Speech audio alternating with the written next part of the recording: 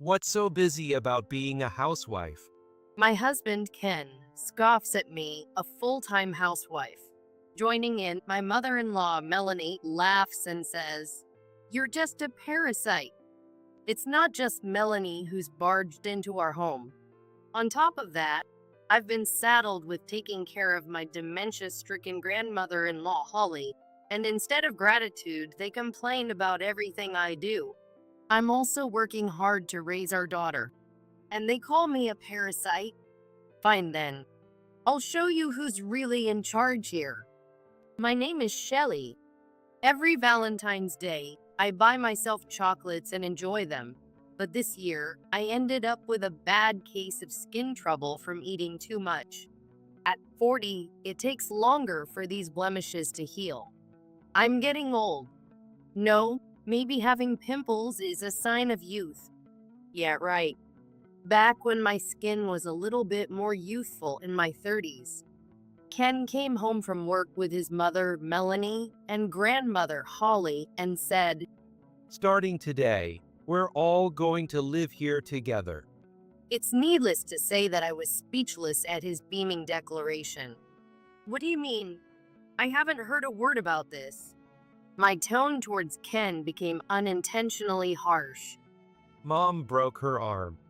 Ken said, glancing at Melanie's right hand. Oh no, I really did it this time. Melanie laughed openly, raising her bandaged right hand. You know Mom has been taking care of Grandma with dementia, right? Yeah, I know, but as I had a bad feeling about this, I glanced at Melanie. With this hand, I can't take care of her, can I? She said with a smug look. Well, unlike you, Shelley, I'm quite adept at handling everything, but given my age, I can't take care of her while injured. It wouldn't be fair to Mom either. Oh boy. Melanie subtly but surely looked down on me, implying that I'm inefficient.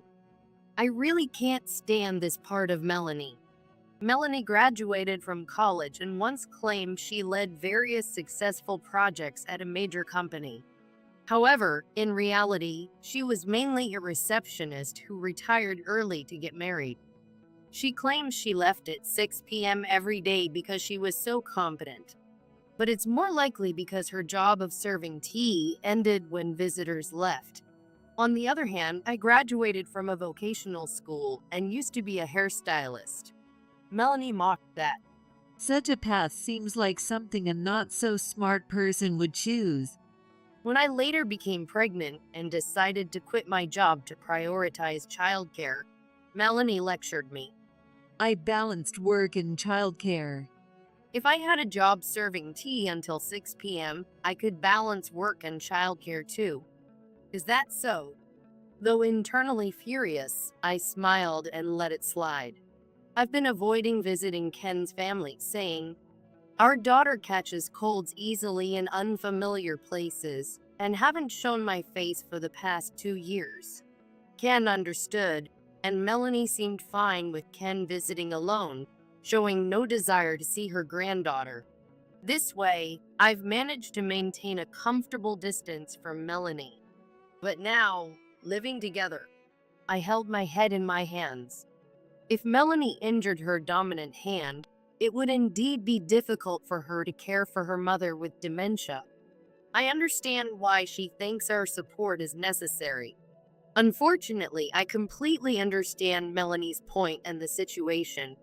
But still, why did Ken bring them to our house without even discussing it with me? You know I don't get along with Melanie, right? I understand the situation, but you could have at least discussed it with me. I began to feel distrust towards Ken. Ken, on the other hand, said, "You're a housewife, so you can take care of Grandma, right?" Even though I'm a full-time housewife, I'm also taking care of our 2-year-old daughter almost entirely by myself. Yet, with Melanie and Holly already set on staying, having brought their suitcases, I couldn't tell them to leave. Reluctantly, I agreed to the arrangement and ended up taking on the responsibility of caring for Holly. I thought I just had to endure it until Melanie's injury healed. But even after her injury healed, Melanie showed no signs of leaving and continued to stay in our home. She left all the caregiving for Holly to me, even though it's her own mother. When I gently asked her to help with the caregiving since her injury was healed, she refused, saying she had work. Melanie's work is stocking shelves at a grocery store twice a week from 10 a.m. to 1 p.m. She had adjusted her work schedule to accommodate caregiving, so saying she can't help because of work is just an excuse. She claims her boss values her highly and says she's indispensable to the company, but it's hard to believe they'd say that to someone who works part-time twice a week. Melanie's tall tales are obvious. Yet, she often tells me, "Unlike you, I didn't quit my job just because I got pregnant.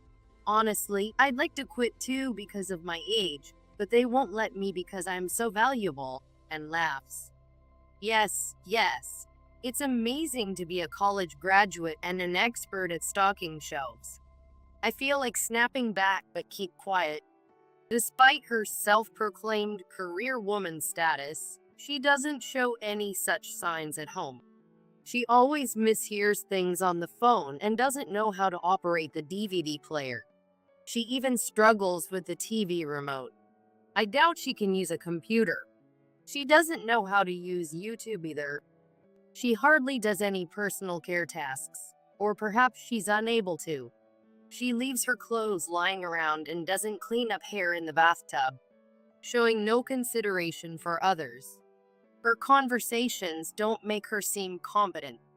After all, she graduated from the only private women's college in her rural area.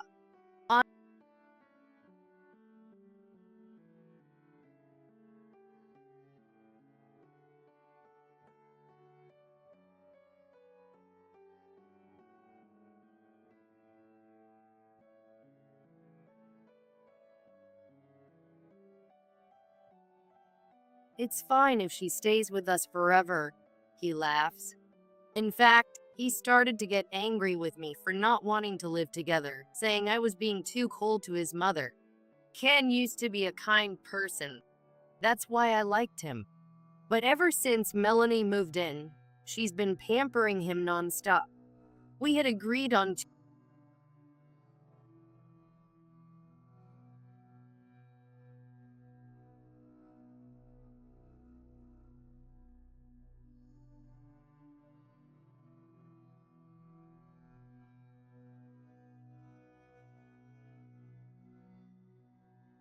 Melanie didn't want to do anything herself, so she also ingrained in Ken that a wife should take care of her husband and his mother. As a result, Ken stopped helping with even the simplest tasks like cleaning up after meals or taking out the trash, and he started demanding that I bring him his clothes when he bathed instead of getting them himself. Like Melanie, he began to make a mess of the house and wouldn't clean up, saying, "Cleaning is your job." With his increased drinking, he became more short-tempered at night, often raising his voice over trivial matters, making it hard to have a conversation. I tried not to anger Ken for the sake of our daughter's upbringing, so I rarely voiced my own thoughts.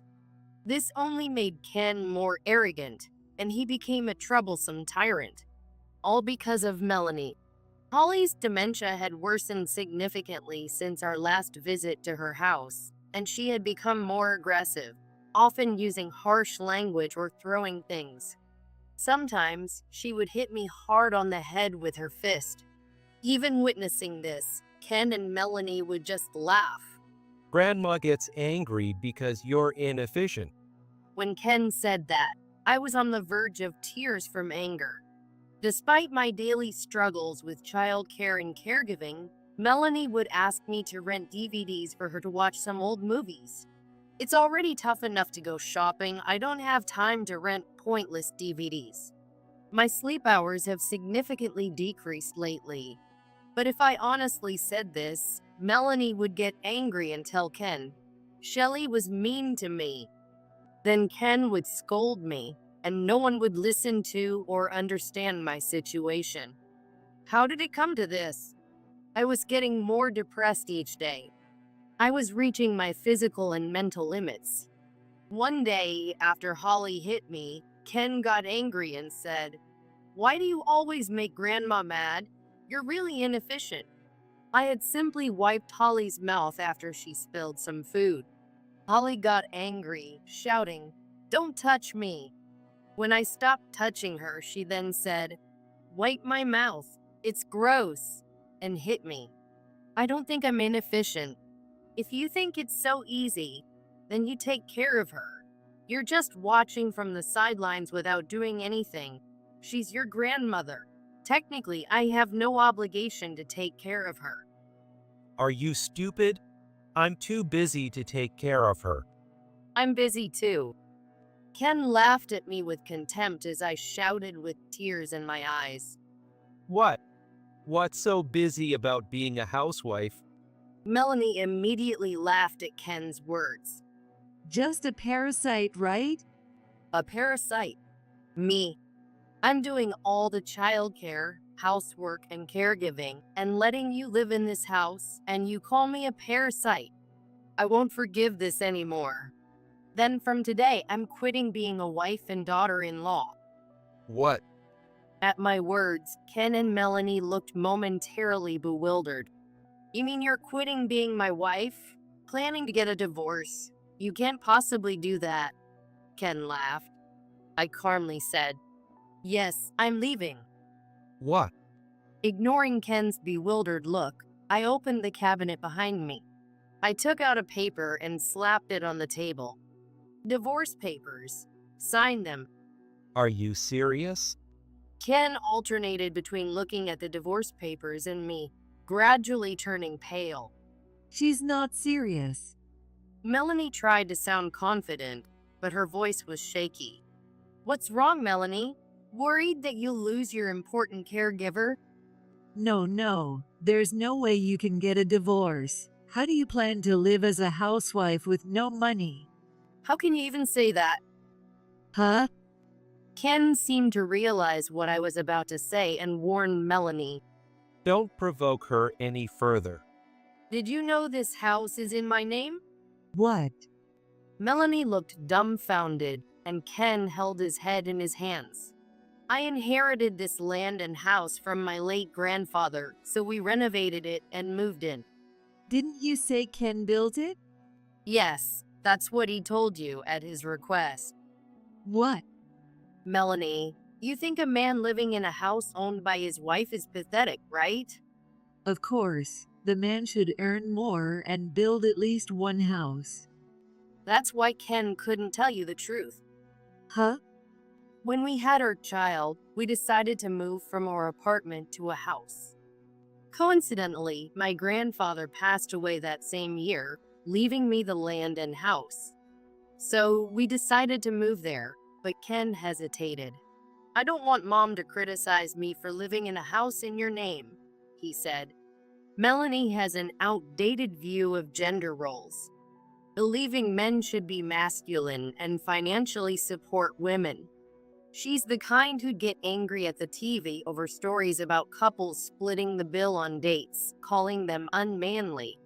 At the same time, she claims to be a modern woman, saying women should be independent and active in society. If she found out Ken hadn't built the house and was living in one in my name, she'd undoubtedly belittle him.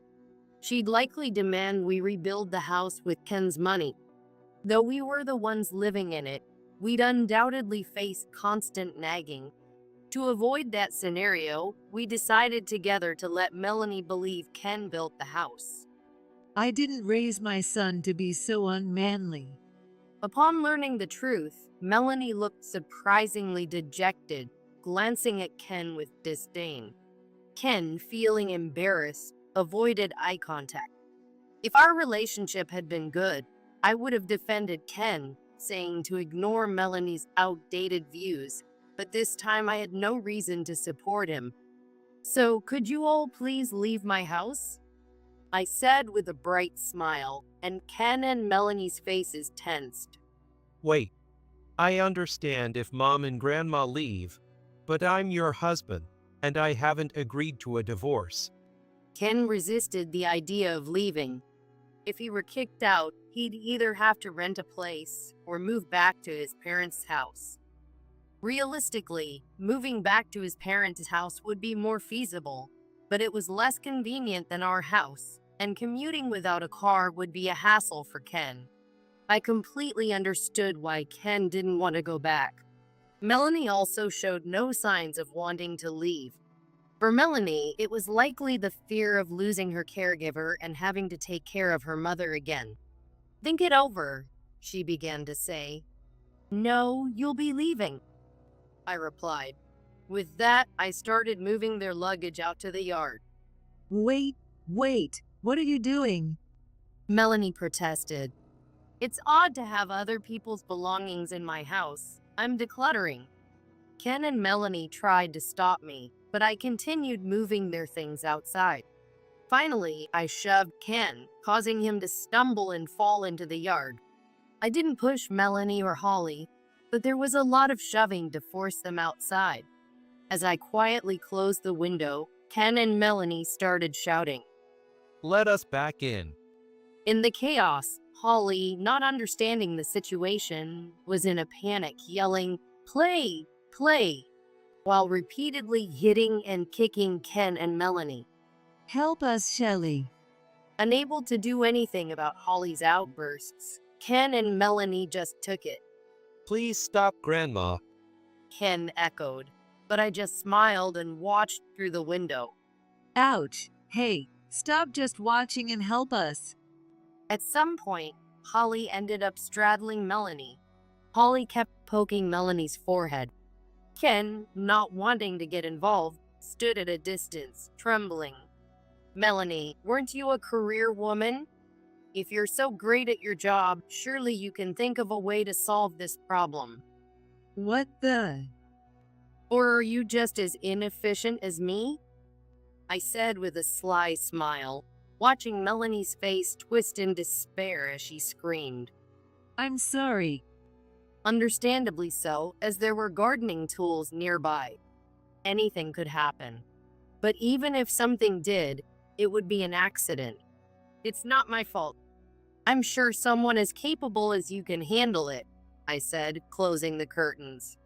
I thought about calling an ambulance if necessary, but I watched as Melanie yelled at Ken to help stop Holly's rampage.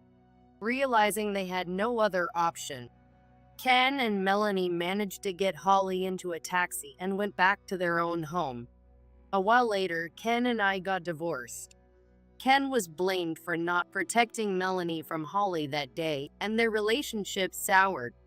Melanie even ordered Ken to take care of Holly if he wanted to live with her.